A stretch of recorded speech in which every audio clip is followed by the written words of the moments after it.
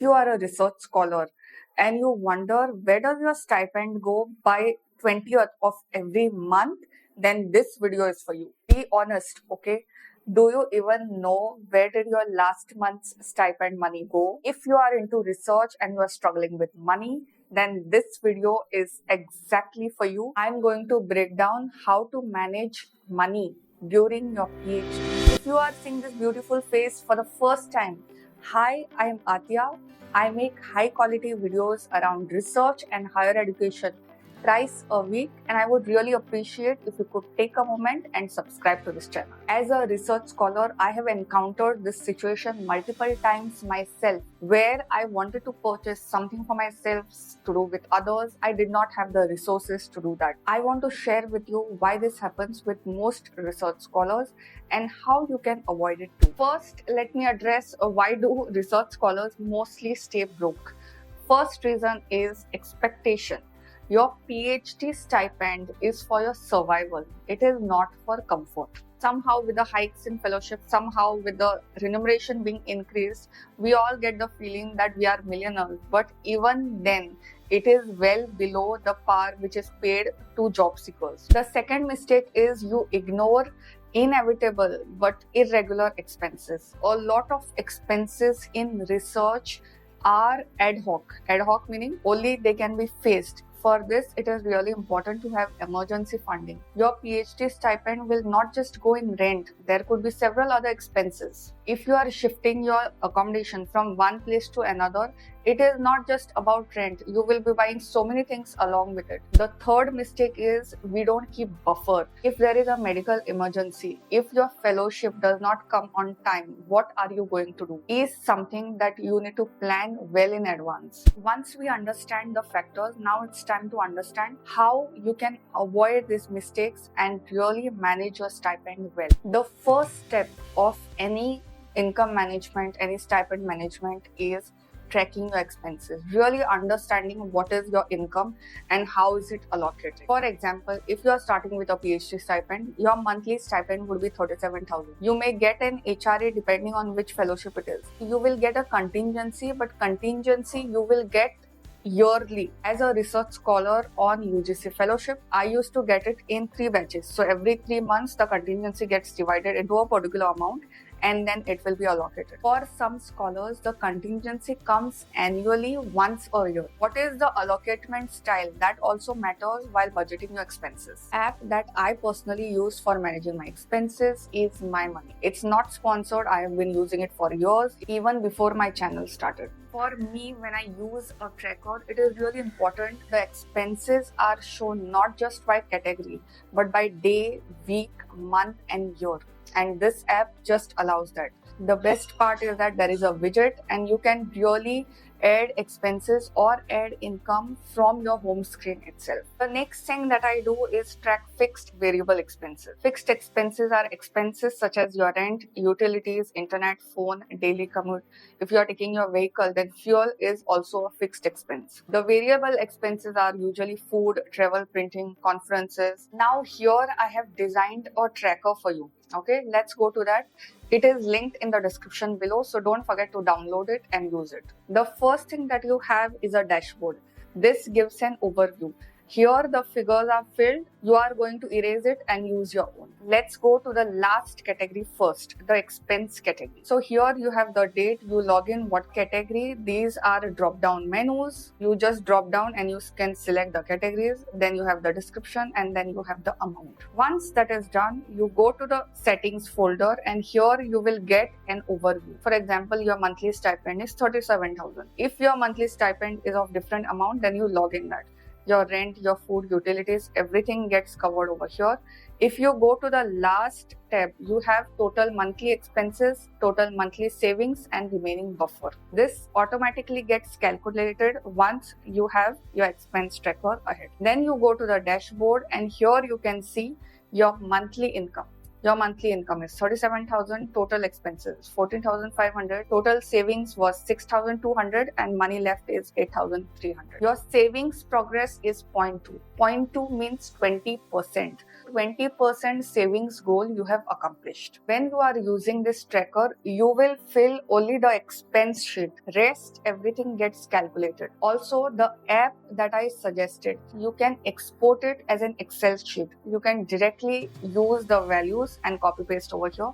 So your entire spreadsheet and budget tracker is ready for you. The next thing that I want you to do is set a monthly goal. Every month you put 3 things on the list that you are supposed to buy. This is not your rent, this is not your utilities, this is something else. Let's say you are starting a YouTube channel, you need to buy a camera for yourself. So that will go in this list. Or say for example, you have to go for a conference and you have to buy something over there, then that would go into the list. So this list would have just 3 items which are apart from your utilities, which you really want to buy. Now what I want you to do after that is stick to just 3 things. This will ensure things are really sorted for you. For this, I use an app called as ColorNote. The best part about this is on your home screen, you can put a widget about this. Follow a simple budgeting rule. 50 to 60% would be on essentials, 20 to 30% on emergencies or saving, and 10 to 20% discretionary. Be really clear cut about this, and while implementation also, you make sure that things are being followed through. Fourth thing that I want you to do is build an emergency fund. When we have money that we are getting, which is very less, and you know that you are not able to save much, then it is much more important to save in this case, because you will not realize when your 5th year will come, suddenly your fellowship stops, suddenly things go out of hand. The next thing that I want you to do is have separate bank accounts. The account that is linked with your stipend should not be the same where you are spending from. You can have a different account in another bank or in another branch. This really helps in segregating your income from your expense. As I mentioned earlier, plan for irregular expenses. Say suppose you are registering for a conference. The registration fee over there is not the only expense you are going to encounter. The accommodation, even if it is covered, after going there can be different expenses. Your laptop might break down.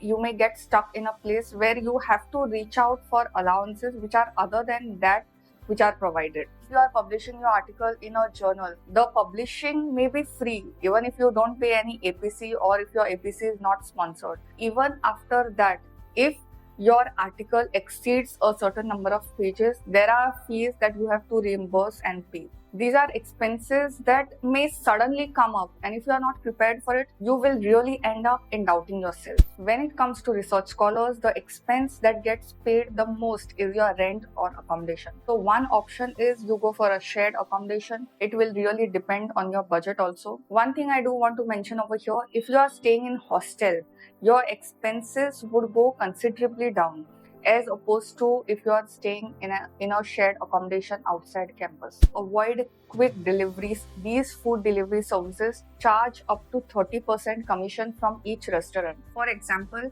if you go to a restaurant and order a butter naan, it may be, say, suppose 55 rupees. But on these food delivery apps, the charges will be shown as 70 to 75 rupees for the same. Most of the people, they don't know this. They think only delivery charges are the only thing that they are paying extra. It is not like that.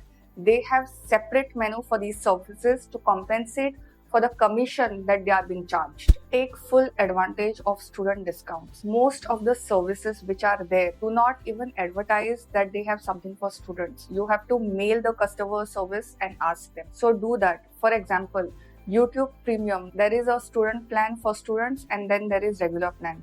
For Spotify, there are student subscriptions. Services such as Notion that I've been using for so many years now, I have been using it free because I have used my institutional email address to log in. Whether it is software tools or public transport, there are separate tariffs for students as long as you have an ID card or you have an institutional email address if it is present. The next thing that I want to say is understand taxes and exemptions. A PhD fellowship is non-taxable in India. I am speaking about regular PhD fellowships. If you are on PMRF, it is taxable as per Indian law. Even if you don't have to file taxes, you do file a tax return every year. Primarily for reasons such as if you have to go abroad, then a lot of times your 3-year ka tax return is asked. Tomorrow after your PhD, if you have to take a loan, then your previous returns are usually asked to be presented. When you file a return, you don't have to pay anything. You file a zero return, but you make sure that as responsible citizen of this country, you do file a return even if you don't have to pay anything in taxes. The next thing that I want to say is lifestyle inflation. If your stipend increases a little bit, it does not mean you have to increase your expenses. Increase your savings. You won't even realize by the time you reach your 5th year, you will run out on savings. You will be in debt.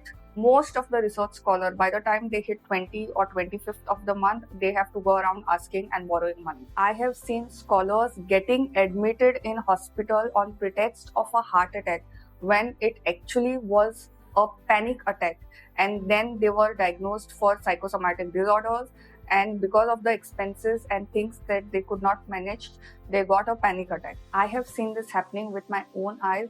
So do not underestimate how finances can affect you. There is one more important thing that I wish to tell you.